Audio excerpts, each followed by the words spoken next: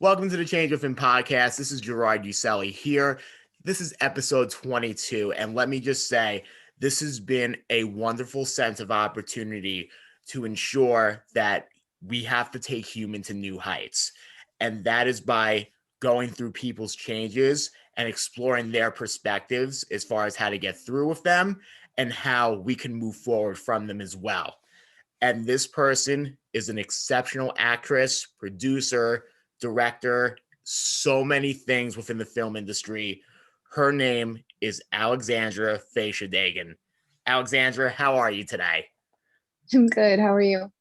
Doing great. So I wanted to get into it as far as your acting, as far as how you first got yourself started in that. So how did you get into acting, and when was the first time you felt like you had something in it? So I found acting when I was 13 or 14. I think it was right when I started high school, actually, in theater class. I took it as an elective and had actually no idea that I loved it. And then I did it, and all of a sudden it was just like, that was it. And then I followed it, did like traveling theater in high school. Obviously went to college for it too. And it was something that I felt like I could help people with it and also like help my own life journey.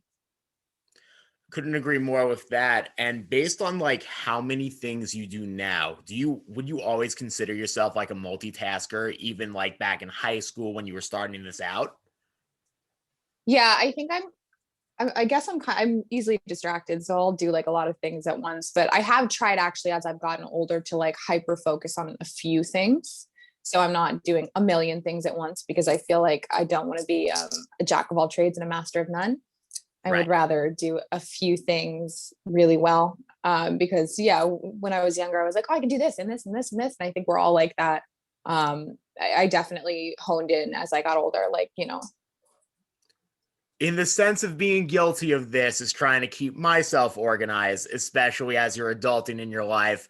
Would you consider yourself guilty in having things on all those sticky notes as far as what you need to do, and then you lose track of where they actually are in your house or what have you? yeah.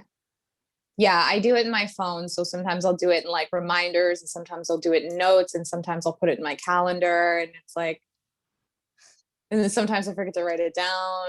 And then sometimes it's in my email or a messenger of some sort. Or yeah, it's definitely I'm a little bit scattered with it, but I do try to put it all in my phone or in my calendar. And those are like the places I refer to most often, but it doesn't mean I don't accidentally forget to put something in or put it in the wrong place sometimes. It's kind of like a lesser of two evils between where you can find it Yeah. on your phone versus an actual paper trail itself. Yeah, exactly. Because it can get lost on your phone too. Oh, yeah. So nowadays, do you feel like you need to be behind the scenes as much as you are in front of them?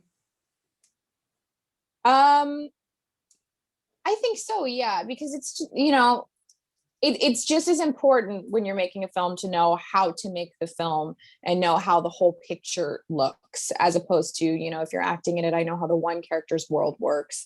And of course, I know how it, interacts with the other characters' worlds. But, if you're directing or producing, like having the big picture of say, if you're making a project for a specific audience, like as a producer saying, okay, I know how to get to this audience now. I think that's just as important because the message isn't going to get to the right people if you don't ensure that it gets to the right people. So I do think it is just as important to be on both sides. Yes. And then I've also been talking to other people within your industry as well. And Mhm. those who kind of wear those as many hats as you do, it's very imperative to show empathy on both sides of the aisle, Yeah. because then let's say, for example, if that wasn't being showed, if you were having a bad day, you never know if that bad day is going to come to you on another time. Yeah, exactly. I mean, it's a lot of energy is being passed around all the time on set. So, making sure that you're treating everybody right and everybody has the best intentions in the project too. There's certain projects that, you have to be very, very picky about who's on it and how people act on it because they're super sensitive topics. So that's totally right.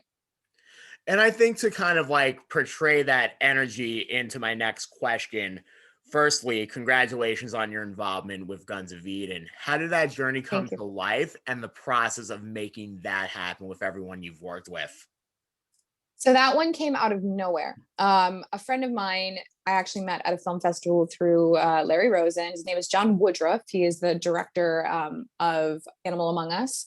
He actually tagged me in this, the director's, I think another one of his projects. So the director's name is Gregory Lamberson. He's the same director as Slime City. He's that guy.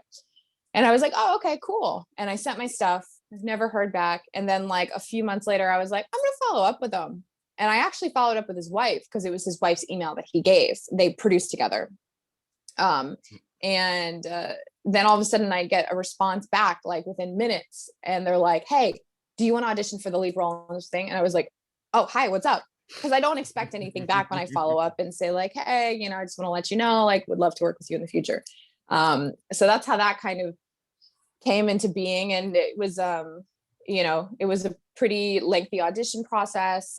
We had a Zoom call, and then they had to finish getting all the auditions back from people to review them and stuff. And then finally they said, we'd like to offer you the part. And I was super excited. This is Gregory's, like, this is his passion project. He wrote this actually like the year I was born, which is super cool. So Oh, wow. I feel like, yeah, he literally started writing it in 95.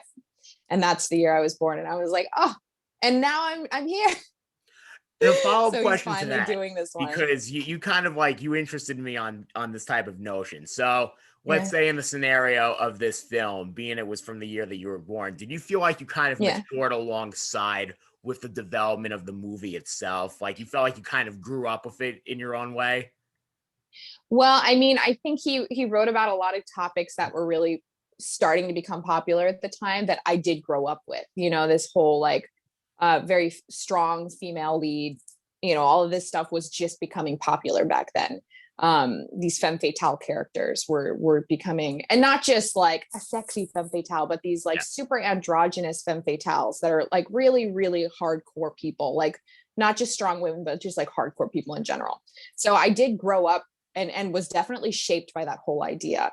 So it's funny that by the time we actually finally did meet, a few months ago, that, it was like the perfect thing. It was exactly, the kind of thing I love to do and wanted to do.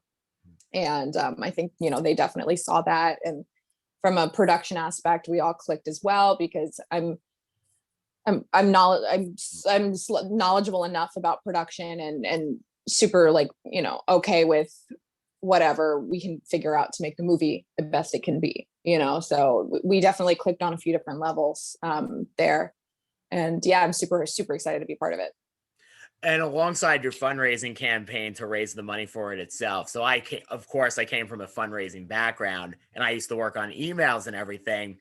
What's it kind of like for you to go very behind the scenes in that case, go so administrative, where you're literally thinking of things in such a linear environment between you and a computer? Yeah, I mean the whole fundraising, like Gregory and Tamar like spearheaded that one. And obviously I was there sharing, and we coordinated promotional pictures and all of that stuff. But it does help that he already had a name to kind of crowdfund with, because personally I'm doing another crowdfund that started the last week of Guns of Eden's. And it is definitely like it's an entirely different headspace. You're selling something to the public, but you don't want people to feel like you're selling it to them, because that's obviously not the intention with the movie. You're not trying to just like steal people's money. You're trying to show them an awesome project, like show them that this is what you get for it. We just need assistance in this place. We need support. We need the fan base, and then we can make it. But it's really cool to think about from that building block level of like, oh, these are our fans. Like, these are the people that are going to watch the project, and we need to care with them. We need to interact with them, because they are the people that are going to be taking these lessons out of our movies, that are going to be sharing it with the world, that are going to be like really caring about everything about it. So I really enjoyed it from there. And my last question on Guns of Eden is, do you feel like that community is already being built? Because I will say this for myself, when I was doing fundraising, when you build community first, it's kind of like the nucleus. Everything else follows in function. Yeah. Yeah, I would definitely say there's already a huge fan base for this film, which is so exciting to see, because we're definitely excited to start on it. But yeah, I mean, you start getting people that see what the project is, like what the project is, and now they're going to be fans. They're waiting for it. So moving forward to another project you were telling me about that I want to hear more for sure is your project Bound. Tell me all about it. So Bound is actually written by my boyfriend and producing partner, Isaac Lifter. He is also going to direct it. It is actually loosely based on some of my life experiences. It is not a biopic or anything. It's just loosely based off of some life events that Isaac personally thought people could learn from and connect to, and feel a little bit less alone watching on screen. So it's a very, very important film in that sense, that it's about trauma, and it's about different people from different walks of life learning to deal with their own traumas, and also showing that we are not that different. It is like a connecting factor. We all have pain, we all have loss, and we all have to get through it. And nobody's getting out of this life alive, so we've got to make the most of it. So that's kind of what Bound stands for. And kind of a follow-up with that, do you feel like if there was never a quarantine, would this idea kind of be compromised or in a different direction? Yes. I think a lot of things happened during quarantine, especially. We became a very divided country during quarantine. We had, anti-COVID people, we had pro-COVID people, we had the BLM movement, we had a lot of different people at odds. And we personally we think it's important that people see the side of, like, we are all people at the end of the day. We all have pain, and we've all had our life experiences, and nobody can take that away. But we do have to also learn to live with each other and respect each other. So that all of those events happening during quarantine, it gave us time to kind of develop this idea. And I talked to Isaac, and then he would go off and he would write, and we had the luxury of time for that one, and inspiration. Very good point on that. And following with that question, in a more sense of the film industry, being that it was generally in a serious halt throughout the pandemic, but it seems like you've stayed busy for the most part. So what I'm curious about is, what's your advice to others trying to stay productive in similar positions that you're in? I think specifically in the film industry, it's going out and being aggressive and finding your work, as opposed to waiting for other people to find you, because there's so many people out there that probably want to work with you that just don't know you yet. And that's kind of my philosophy on it. And I think you need to be aggressive and outreach to people. Just like I would have never connected with this whole Guns of Eden project if I was not going out and trying to find it. And I had no idea what I was trying to find. And sometimes you don't know what you're trying to find. But I think if you just say, like, let's do it, and let's see what comes with this outreach today, it can really help you connect with some amazing people and stay inspired and stay busy. And I kind of also think where you're trying to do things, maybe have like a general sense of like how you're going to find yourself in your journey. I feel like when you look for it less, you'll get what's in front of you more. But there's always that type of like assertion as far as, okay, what am I willing to do with the things given to me at this moment of time? Yeah, the cards you're dealt at the time, which were not great cards. I mean, like back a year ago, nobody really knew what this was going to be like, but we do have to adapt and figure out, like, we can't stop making art. We can't do it. Like, what would this world be like without film and TV and plays and art? No change of podcast then. Yeah, exactly. So like, we do need to adapt and figure out how we're going to do it. There are people that are shooting remotely. I shot multiple films remotely. Like, it was hilarious. It was so weird, but it was just making stuff and feeling like we were doing something, and it was great. So speaking of which, as of course I'm filming in my house as well, you have any funny bloopers that have happened from like a remote film set or something like that? Any funny things that come to Oh mind? man. Okay, so we were shooting with another director. Another director I'm working with has just launched one of his crowdfunding things for a feature called By and By. We originally met through his short film Pentagon. So I shot, and then I connected my boyfriend Isaac, who is also an actor, with him, and they were filming, but we were supposed to be characters in two different places. So what we did is we rented a hotel, and randomly Derry's like, so basically how he directs remotely. He's from the UK. Oh wow. And he's, so, and even before quarantine, he's directing remotely. Like that's his thing. So we're sitting there with like a laptop, filming on our phones. And then he's like, and I want you to get in the shower, just turn it on with all your clothes on. And Isaac's like, okay, we've got one take for this one. So, and the hotel we were, it's a New York City hotel. The bathroom is like 5 feet long and like 2 feet wide, like it was tiny.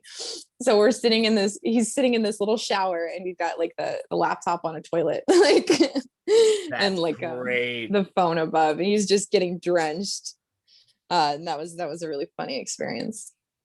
So aside from things like that not being your most ideal film setups, what's the biggest change you want to see for yourself this year? Just making more cool stuff. I feel like every year I just want to be working on more stuff and awesome stuff that really gets out there and means something. Best way to sum it up, short and sweet. And I've always said being simple is the most effective. So in this case, thank you for joining me for Change Within Podcast today. If you haven't checked any of our stuff out for Change Within Podcast, please check us out on Anchor, Instagram, Facebook, and YouTube. Alexandra, thank you again, and have a great rest of your weekend. Thank you so much. Absolutely. Bye-bye.